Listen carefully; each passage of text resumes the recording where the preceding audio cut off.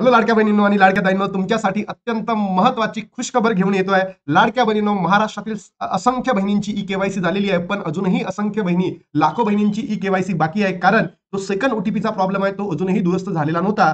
जर तुम्ही बघितलं असेल 28 ऑक्टोबरला काय झाली, मंत्रिमंडळाची बैठक झाली आणि त्याच्यामध्ये एक निर्णय घेण्यात आला, की ही जी लाडक्या बहिणींना जो सेकंड ओटीपी मध्ये प्रॉब्लेम जात आहे, म्हणजेच काय, ज्या बहिणींना वडील नाही आहेत, ज्या बहिणींना पती नाही आहेत, पतीसोबत घटस्फोट झालेला आहे किंवा राशन कार्डमध्ये कोणत्याही व्यक्तींची इन्फॉर्मेशन उपलब्ध नाही आहेत, अशा वेळेस त्या बहिणींनी काय करावं, यासाठी लोकमतचा सर्वात मोठा निर्णय आलेला आहे. लोकमत न्यूजपेपर तुम्हाला माहित असेल, अख्ख्या महाराष्ट्रामध्ये गाजतो आणि सोबतच उद्या म्हणजे शनिवार, आजचा शुक्रवार आणि उद्या शनिवार, तर शनिवारपर्यंत तुम्हाला या संदर्भातला सरकारचा जी-आर सुद्धा येईल.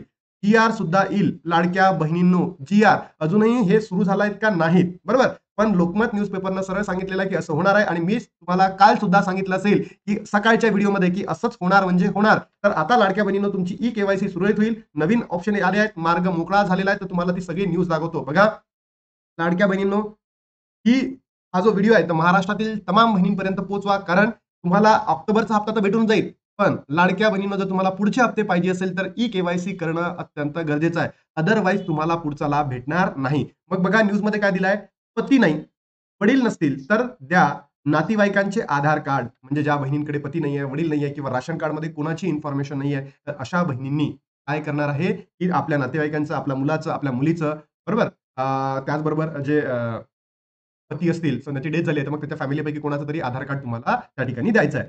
लाडकी बहीण योजनेसाठी ई-केवायसी अर्ज मान्य होणार असल्याचे स्पष्ट झालेलं आहे. बघा, असं सुहास भाईगडे यांनी म्हटलेलं आहे. जिल्हा महिला व बाल विकास अधिकारी यांनी सांगितलंय. मी स्वतः तुम्हाला सांगितलं होतं, की मी महिला व बाल विकास विभाग कुठे पुण्यामध्ये गेलो होतो आणि तिथे विचारपूस केली असतानाच आपल्याला ही माहिती भेटली आणि सरळ कुठे आला, आता न्यूजपेपरमध्ये सुद्धा आलाय. बघा, कोल्हापूर, मुख्यमंत्री लाडकी बहीण योजनेचा लाभ घेण्यासाठी महिलांची ई-केवायसी बंधनकारक आहे. त्यासाठी लाभार्थी महिलांची पती किंवा वडिलांचे आधार कार्ड देणे आवश्यक आहे. परंतु ज्या महिलांचे वडील हयात नाहीत वा पतीही हयात नाही किंवा घटस्फोट झालेला आहे, अशा महिलांची यामुळे अडचण निर्माण झालेली आहे. त्यावर मार्ग काढून जिल्हा व महिला बाल विकास विभागाने महिलांचा सांभाळ करणाऱ्या नातेवाईकांचे आधार लिंकिंग करून त्यांची ई-केवायसी करण्याचा पर्याय उपलब्ध करून दिला आहे.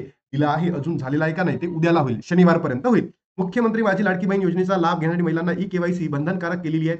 ऑक्टोबरचा हप्ता तुम्हाला भेटणारच आहे. डोंट वरी, तुमची ई-केवायसी झाली असेल, नसेल झाली किंवा अडकली असेल, अर्धी झाली असेल, तर तुम्हाला ऑक्टोबरचा हप्ता मिळणार आहे. ई-केवायसीसाठी महिलांचा पती किंवा वडील यांचे आधार कार्ड जोडणे बंधनकारक आहे. त्यामुळे महिलांचे वडील हयात नाहीत, त्यांचे पती हयात नाहीत, घटस्फोट झाला असेल, सोबत राहत नाही, अशा महिलांची अडचण निर्माण झालेली होती आणि हा प्रॉब्लेम सरकारने ऑलमोस्ट दीड महिन्यानंतर सॉल्व्ह केलेला आहे. तर सरकार ह्या दीड महिन्यामध्ये झोपलं होतं का, हाच प्रश्न आहे. आता केलाय, हे पहिलेच का नाही केलं सरकारने, हाच प्रश्न आहे. यामुळे लाडक्या बहिणींच्या मनामध्ये सरकारविरोधात मोठ्या प्रमाणात असंतोष निर्माण झाला होता आणि यालाच आम्ही महाराष्ट्रातील जे युट्यूबर्स आहेत त्यांनी मागणी केली होती, म्हणून सरकारने 15 दिवस अगोदर सुद्धा हे केलं आहे. अदरवाईज शेवटच्या 5 दिवसामध्ये केलं असतं.